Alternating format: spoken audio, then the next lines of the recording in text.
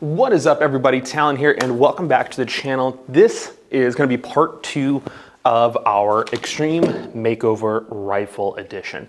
Now, the original story of this rifle in particular was the standard LM4 RIS system from GBBR, one of the gas blowback rifle systems. Now, when it comes to gas blowback within airsoft in particular, we have the really cool bolt cycling backwards, 30-round magazines, and then every time we have an empty magazine, the bolt locks backwards, and then we have to insert a fresh magazine, and then slap that bolt forward. So it's a little bit more realistic of a function compared to other airsoft replicas on the market. And it's the one that I get down with because it is the most challenging. It's the hardest to work with and be able to maintain within a constantly dynamic environment like airsoft, which I've always described as a constant battle of CQB because of the distance challenges that airsoft BBs inherently have. So it's a constant game of CQB, and the fact that I'm always changing magazines, always being conscious of where my round capacity is per every magazine, fighting against people that have 100 rounds, 250 rounds, even like 1,000 round drum magazines. It's very, very challenging, but I have a lot of fun with it. And so with this in mind, I also will double use some of these rifles as a training platform. Now, this one in particular is not mine. I keep showing it off. This one was a very recent model that I went and worked with. This one is one of the ones from my collection. So this is one that I own. This one is almost completed, but this is a friend of mine, Andy's, who is here at work with me, and he asked me to work with him in order to build his, standard kind of Bleh rifle system into something that's a lot more modernized and has a lot more utility and purpose built around and over it. Now, I cannot say that this has all been my idea. I have taken a lot of inspiration and a lot of setup ideas from other people, not just from one person. I have utilized most prominently Christian Craighead, as well as GBRS and some Unity accessories from kind of the higher speed guys and how they set their rifle systems up. But I also am utilizing a Mark 18 rifle setup compared to this model, which is actually kind of a URGI, but a CQB variant of the URGI with a 10.5-inch barrel. So we have a little bit different of amalgamation. And the biggest advantage of airsoft is it's BB wars, it's makeup, so you can set your rifle up however you want. You are your own boss. You can set your stuff however it is that you want. Whether you want to be very utilitarian, having a lot of functionality built on and around it, or you want to definitely be kind of like an old school, maybe a Vietnam or early Desert Storm type of loadout systems. Whatever you want, airsoft is your oyster. Make it however you want. Now, I know for the purpose of training, like I was describing earlier, a lot of people are probably running some type of very close model of the 14.5-inch with the RIS system, the rail integrated system. I know I say RIS system and it's not exactly correct, but we're gonna roll with it because I love the word system. You'll find that out pretty quickly around here. So this one being an airsoft training variant, want to do something a little bit more modern, definitely one of the cool guy type of setups, and that's exactly what we did here. Now, the standard LM4 RIS system from GBBR without the magazine weighs 7.61 pounds. Now, as we see it right here, and again, we're missing a single accessory back here, which is going to be a magnifier that's going to sit up and pair with this T1, T2 optic. This rifle system without the magazine weighs 7.2 pounds. With all of the accessory, it still ends up weighing less compared to a RIS system without accessories. That's the biggest distinction right here. The big distinction that I want to make is that the RIS system is not with any accessories, right? That's just the rifle, no magazine, no accessories, 7.61 pounds. This rifle with the accessories, without the magazine, 7.2 pounds.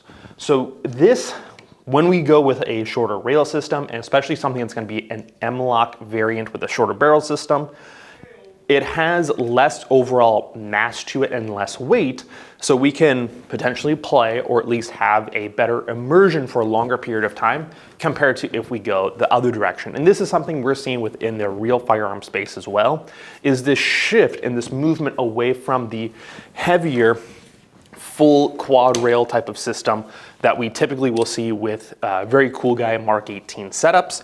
And we're going into a much thinner, streamlined setup with M-LOK rail systems as we see here. And there's nothing wrong with that. It has its plenty of advantages. And when we do something similar to this, and again, this has been heavily inspired from lots of guys from all over the place, me sitting down with Andy and going over plenty of social media pics, going over YouTube videos where we're doing, watching cool guy training videos. This is a very close replication of what they were running with a pressure pad, light, mock suppressor type of setup, or in the case of the real world, a real suppressor setup. Just a standard, simple vert grip, air pec box, a high-rise optic, and then what he inspired from me that I have taken away from playing airsoft for as long as I have is I really like the advantage of a little bit of magnification option, and he has opted to go with that as well. Now, the one that he has ordered has not yet arrived, so we're still kind of in the waiting game, but this is where that would sit.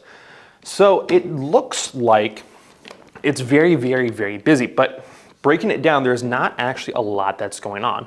And to give you a little bit of context, I can go over my rifle setup before we go into some of the more name brand setups that we have with this LM4. Now, my rifle in particular that I have really nicely set up is a old school Wolverine MTW. Wolverine being a higher end HPA manufacturer that utilizes an internal conversion to run from a small oxygen tank. So we have a constant supply of air pressure as we play our airsoft battles. So this one in particular is designed to be a little bit more realistic as far as what it can accept and can take. So at the back of the stock here, we do have a real Magpul compact stock that I have on a 2-point sling. I'm a huge proponent of 2-point slings. That's just my preference. That's just my go-to.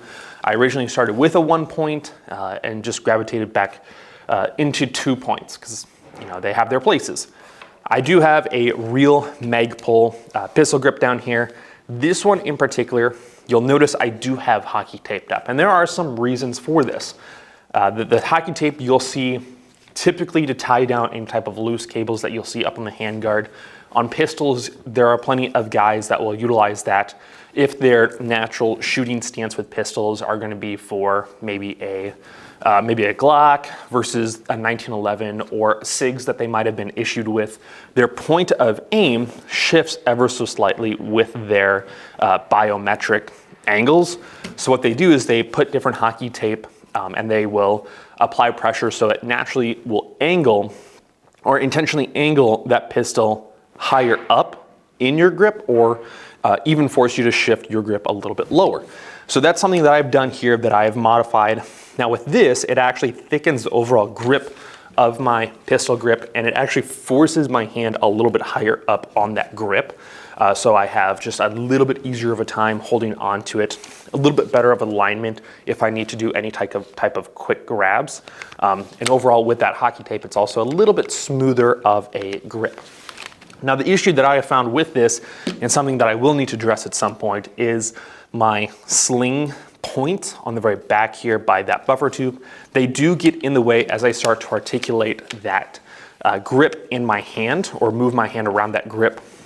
It just gets in the way, and I'm very much not a fan of that. So that's something that I'll need to address and adjust. On the upper receiver here, I do have my Unity T1 type of optic. I do have on just a standard Unity compared to maybe some GBRS that will do an extra 1/4 inch or 1/2 inch higher compared to Unity. Unities I found are fine. That's just my personal preference, and I like to pair it with their Flip 2 centers. For airsoft purposes, I did go out and purchase an actual SIG Romeo or a Juliet 3. So this is a 3 times magnification for airsoft specifically.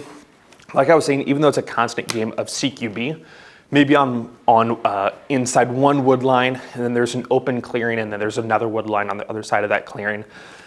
Maybe 200 yards, right? By no means will an airsoft BB travel that 200 yards, and it's a little bit harder to see any type of human profile or anyone moving within that wood line.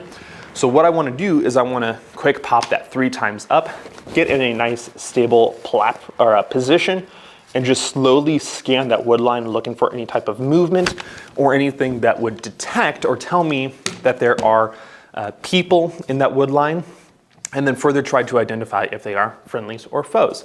And depending on whichever they are, if that's going to persuade my direction of movement with my squad. So these are awesome for the purpose of identifying, positively identifying targets out at distance. Don't really utilize it within those airsoft distances. Most of these replicas will shoot a maximum of 200 feet consistently. So definitely within an engagement distance where I'm going to use just the T1 optic here. Going forward, I have a replica PEC box. This is going to be for my passive aiming rather than illumination. So I do have here a flashlight, which I can articulate either on the very top button here, or with this pressure pad that I have up here, it will also allow me to turn that on or off. Now with the PEC boxes, there's a couple of functions that I specifically utilize on it. The first one is going to be this laser that you can see on my hand. Now, if I'm holding it in the correct position here, as I'm a right-handed shooter, I turn that laser on and you're gonna see right here that I can articulate and turn that laser on passively really, really, really easily. With this pressure pad as well, I can quick give it a double tap and that will turn that laser on. So I can turn my free hand away. I can do whatever I need to if I'm going into a dump pouch or I'm grabbing a spare magazine, and that laser can remain on and I can do passive aiming. So then do whatever I need to do here, scratch my ass, someone comes around the corner, bop, bop, bop, quick get my hand out, and then I'm back up on the rifle. The other reason that I run the PEC box is for the infrared laser system. Infrared because we cannot see it to the normal eye. Underneath night vision, it will either be a illuminator or an actual laser system. On this one in particular, that infrared bulb, I don't know if it's like the optics or something, but it will act more like a floodlight, a very soft floodlight. So I use it more as a navigator. I have another one that will actually project an actual laser. So depending on what the purpose is for those night games, I'll swap those PEC boxes back and forth, but I just need to remember which one it's used for. The PEC box is up on one of the newer Unity risers, one of their micro risers. This one in particular is their polymer version. So it's 16 bucks. I got it from Paladin Airsoft for 16 bucks. Really easy. It just raises that PEC box just high enough to where when I have that laser system on and engaged, it's going to push that laser up and over my palm. If you look at Christian Craighead's setup, he had put that PEC box really, really low. I'm definitely someone that will put my thumb way up on top of that top rail system. So if I have my PEC box low, even here, my thumb is getting just a little bit of laser right there. So something you gotta be careful of. This is certainly not the norm, but it is how I like to run my setups. Towards the very front here, I do have a Surefire clone within Airsoft. Now the front button here is gonna be what is going to turn on and activate that setup. So boom, boom, boom, boom, boom. Easy peasy, lemon squeezy. This is not gonna be a constant on, it's gonna be just a temporary, which typically is what you want. For the purpose of doing a double click on my PEC box. So that's gonna keep my laser on for that passive aiming. The visible light, I definitely don't want to accidentally remain on if I go back into cover. So I say I shoot, shoot, shoot, shoot, and I transition back into cover. If that stays on by accident, that's gonna blind me and definitely potentially mess me up. So I wanna make sure that that is just a temporary on. I do have it on a, I believe it's called the Thorn Tail, which is going to be a extender for the Surefire clone lights. And that's just going to allow the bulb to sit much closer to the end of this mock suppressor, which the mock suppressor does double as a tracer unit. So I can remove that tracer device, turn it on, slide it back in, and then I have cool tracer units. And what most guys will miss with the light getting and extending as close to the end of that mock suppressor as possible is if you have your light further backwards, that mock suppressor is going to obstruct any of the light that's going to be on the left-hand side, because that light's just not going to go through the tracer unit or through the mock suppressor. So then that's just a blind spot that you'll have in the light being projected into your environment, and there could potentially be someone that you don't see in that spot. So try to get that flashlight as far forward as possible if that's potentially a setup that you're looking for. I have here a shorty little vert grip that acts more like a hand stop when I'm doing that C-clamp. Very easy. I prefer to do the vert grip compared to like a short hand stop like I'll see other people utilize, for the purpose of if I'm transitioning shoulders like so. Oftentimes while my hand is in the C-clamp and I transition, I'll just grab onto the bottom of the grip here, transition my left hand, and then I'm in my shooting stance already, and I'm ready to rock and roll. This also, because I'm pushing the light as far forward as possible, I can still reach my hand up, activate that light if I have to. Same thing with that laser. However, again, gotta be very careful how I position my hand. Even with that PEC box raised, that laser is still gonna get onto my hand right there. And you also notice that I have my front iron sight on the very bottom of my rail system here. Because this is going to be a Knights Armament style of front iron sight, it's technically a little bit more clone correct. I don't particularly care about clone setups, but since my pressure pad is where my front iron sight would be sitting, I just put my front iron sight on the bottom there, which is not, it's an uncommon type of setup. I'll have to find a picture, or at least ask for a picture of a old boss of mine from a Army LRRS, the Long Range Reconnaissance Surveillance. Him and his unit would put their carry handles on the right-hand side of their RIS systems, on their rails, just because they were mandated to keep the iron sights on there. But they had optics really early on, and they just wanted to keep the backup irons on there. That is my setup. Moving over to my buddy Andy's. With his LM4, it is not designed to be as closely mil-spec'd as the MTW that I have here in front of me. However, there are plenty of cases or situations where it actually is mil-spec. Starting at the very back here, we do have a 3-piece combo from Daniel Defense, the actual Daniel Defense company, with their minimalist stock, their trigger guard and pistol grip, combined with the short verti grip. He liked the combo that I had on here, but he wanted to have matching texture or design. So instead of me going with Magpul PTS, he went with all Daniel Defense here, which has some rubberized texturing, which also means that he can forego some of that hockey tape that I have present here on mine. We have also introduced the flat trigger from PTS on the LM4. This is something that I have some concerns or questions about, something that I will try to address in the near future. On my LM4s, I have not gone with the flat trigger. So we're gonna do some testing on this guy. He also has a Unity flip to center. He does have a little riser on here to match with the Cologne GBRS Hydra, I think is the name of this mount here, where it goes up into the T1 style here, which he has in AIM Sports. I have a Lancer Tactical on my Unity, but this sits up higher compared to my Unity, just by like a quarter of an inch. Now the intention is he doesn't have as much time in the gym or has as much time shooting, so he doesn't have his neck muscles built up as much as I do. So something like this allows for the stock to sit a little bit lower into the shoulder, and also allows him to have a more upright head position. So over a long day, it's actually easier on the neck as you play, and you can, feel better for even longer. And with that Hydra, it also does have that pec box mount, which again, he liked and he took some inspiration from. With that Hydra, it does sit that pec box even higher compared to the Unity model that I have on this guy here. He also went with a different flashlight and a different pressure switch, kind of by accident, but I also like it for a couple of different reasons. He has the same orientation where we have on the very front button, or not like mine.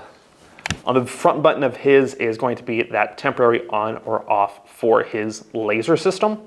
His middle button is the temporary on or off for the flashlight.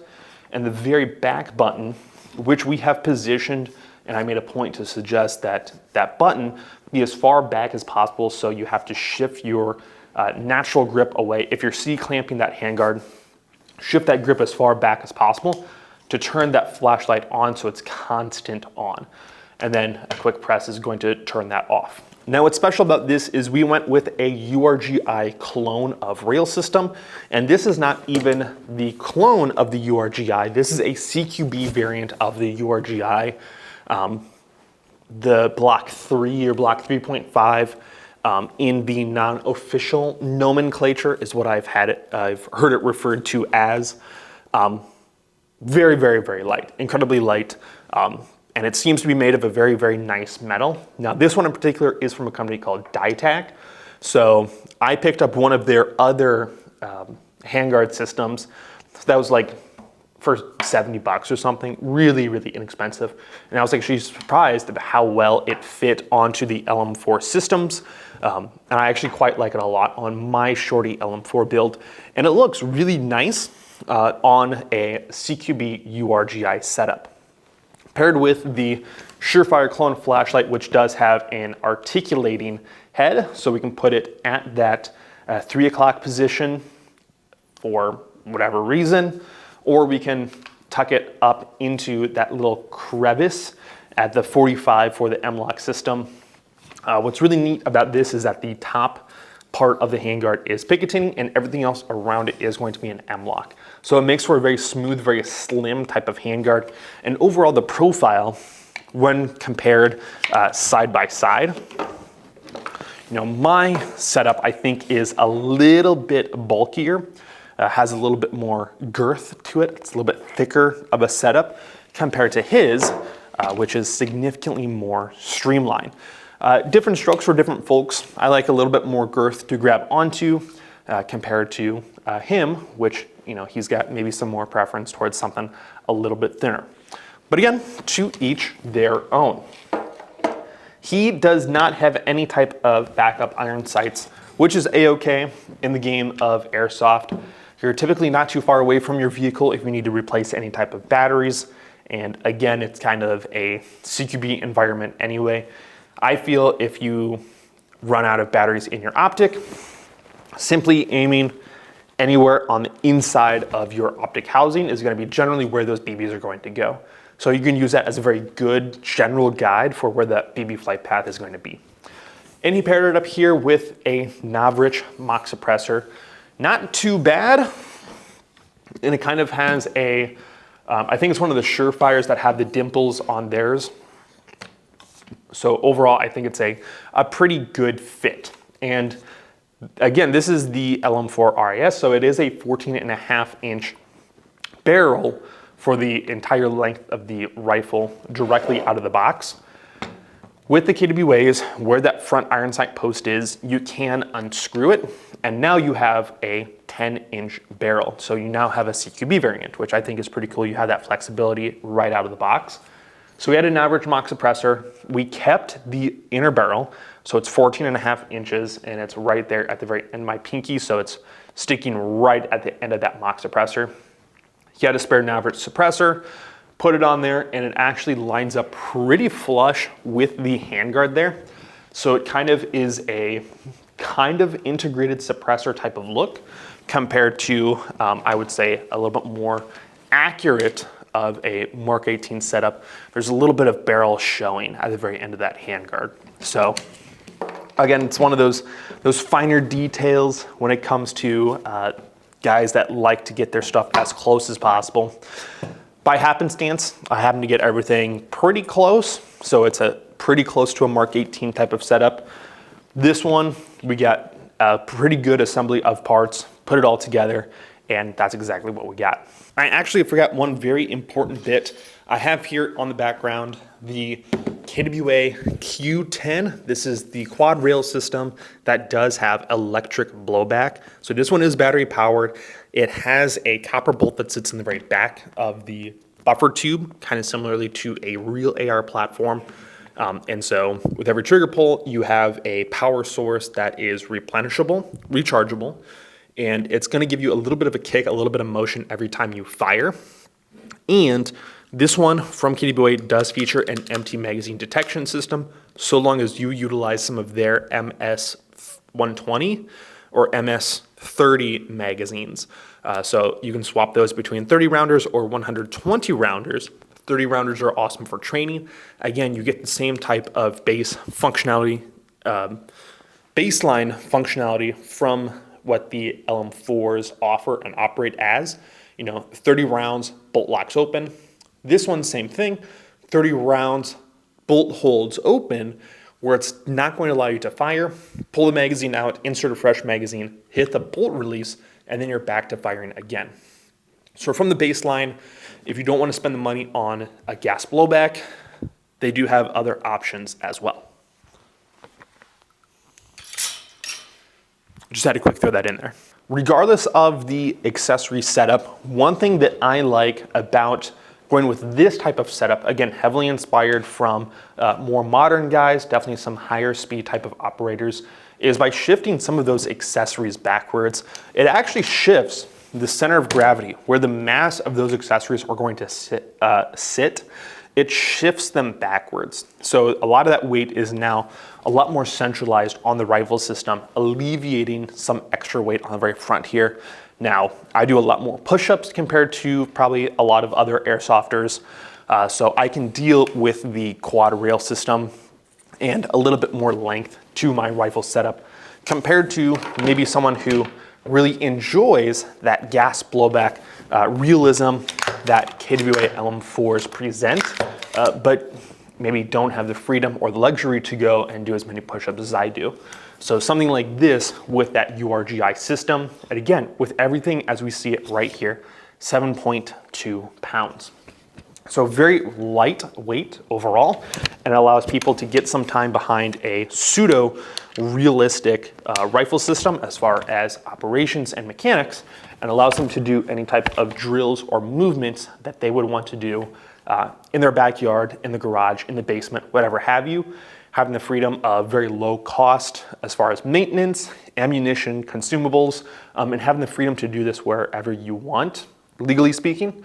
You don't have to go to like a constituted range, indoors or outdoors, in order to do your real firearm training. In which case as well, I'll point out, because this irks me when it comes to whenever I want to train with my real rifles or pistols, some ranges require you to take classes if you're going to draw from a holster. And certain ranges that I have visited require a specific time duration of pull. So in order to get like a very basic class is going to allow you to pull from an outside the waistband holster. And there's like time of duration from pull to present. Then you can take a second class, which is going to allow you to pull from a inside the waistband. And again, a little bit slower of a draw.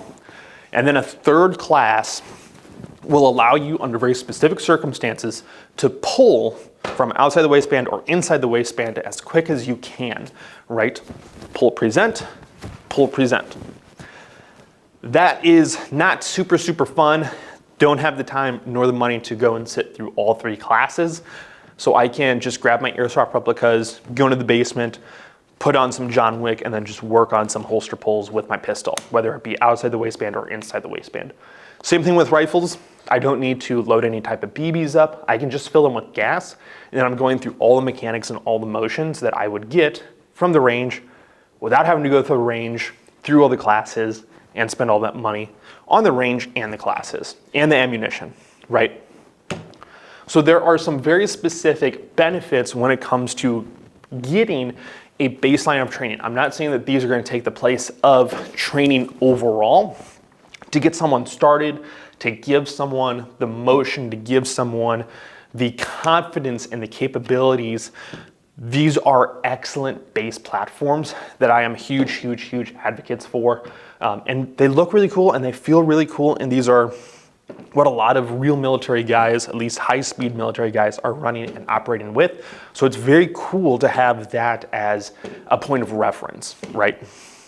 Someone out in the world right now is doing work with a setup not too dissimilar from this. And I think that's very cool that I have this, you know, granted it's an airsoft variant, but it's within a pretty close reach. So that was my soapbox discussion. If you guys have any further questions about this setup, I know I probably ranted and rambled on a little bit too long about some of the accessories and setups, but I also didn't feel like I went into a lot of the niche about how they work and they operate. But if you have any further questions, you know, put them down in the comment section below. That's exactly what it's there for. And I'll do my best to get to each and every single one of them. Stay tuned for some gameplay featuring this, potentially with this as well. Because we're starting to warm up here in Wisconsin, I'm getting ready to go outdoors again. So that's what I have for you guys. So you guys take care, stay safe, stay positive, and I will see you guys in the next one.